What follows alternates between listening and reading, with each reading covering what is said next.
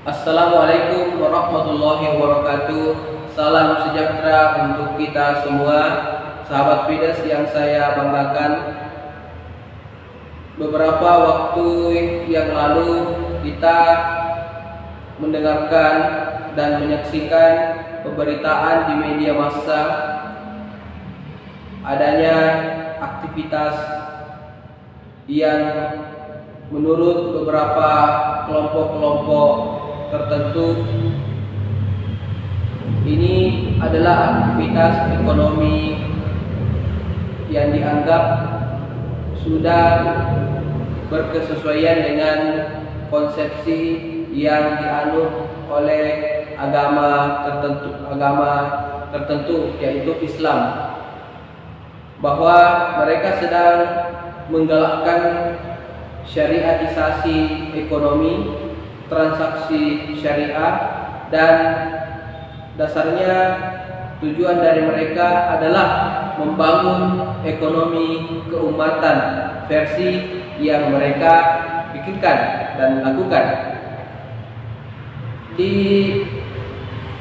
salah satu tempat di Jawa Barat ada penjualan kapling tanah syariah dengan berbagai schedule yang menjanjikan para investornya. Misalnya ketika membeli sekian hektar, para investor ini akan mendapatkan kebun kurma, mendapatkan pohon kurma di dalam setiap kapling yang mereka perjualbelikan, sehingga orang yang secara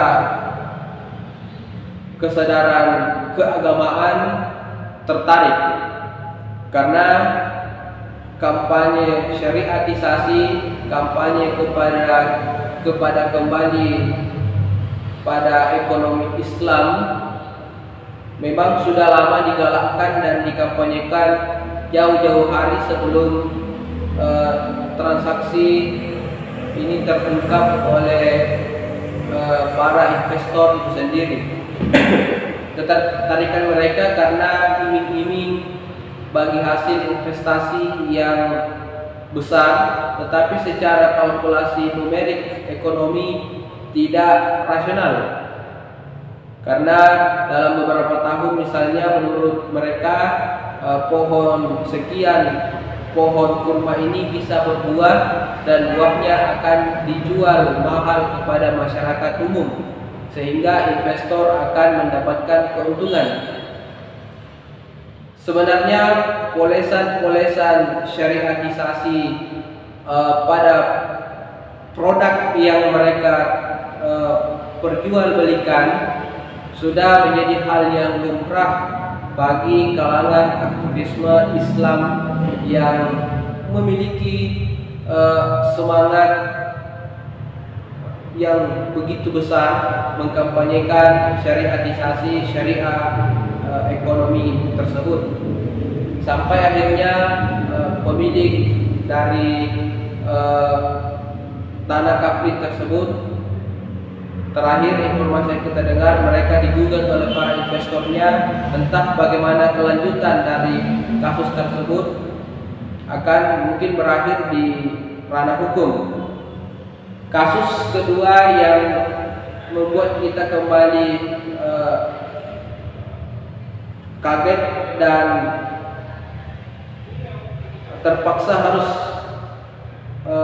membuat kita secara ini malu, bahwa di salah satu kota di Jawa Barat ada lagi aktivitas yang mencoba mengadaptasi satu alat transaksi pembayaran, yaitu dinar dirham, yang aktor intelektualnya memiliki tempat berjual beli, dan tempat jual belinya itu syaratnya sebelum masuk dan membeli apa yang dijual oleh orang tersebut, maka alat pembayarannya harus menggunakan dirham, menggunakan dinar saat itu. Sehingga kembali lagi aktor tersebut berurusan dengan aparat keamanan. Dia dianggap melanggar aturan bank konvensional, instansi perbankan yang menangani peredaran uang di negara kita, dan disebutkan bahwa tidak ada alat transaksi yang boleh selain rupiah. Bahkan misalnya dolar, euro, dan alat transaksi keuangan dari negara luar harus dikonversi menjadi mata uang rupiah sebelum ditransaksikan di Indonesia, dan orang ini tidak melakukan itu.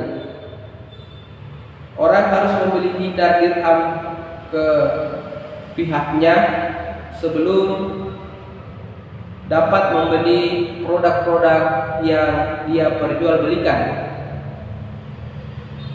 Bagi institusi keuangan negara, hal ini telah melanggar dan harus diberikan sanksi hukum.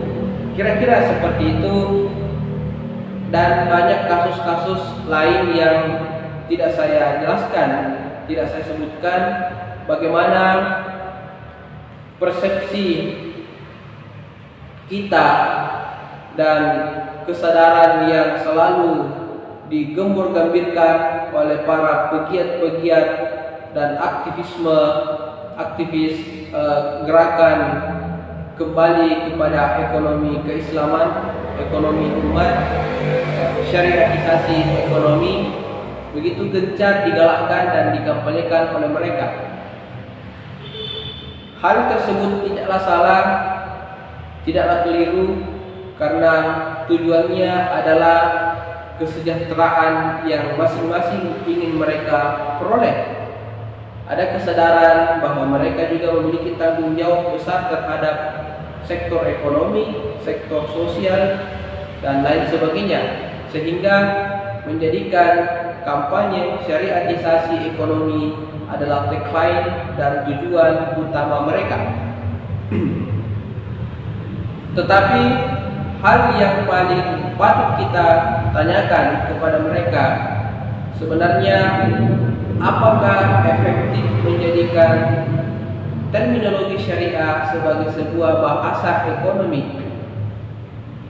Ketika mereka menjawab iya, maka kita kembali bertanya bahwa apakah syariatisasi ekonomi betul-betul dilakukan secara bersungguh-sungguh, atau sekedar syariah adalah spanduk kampanye ekonomi belaka?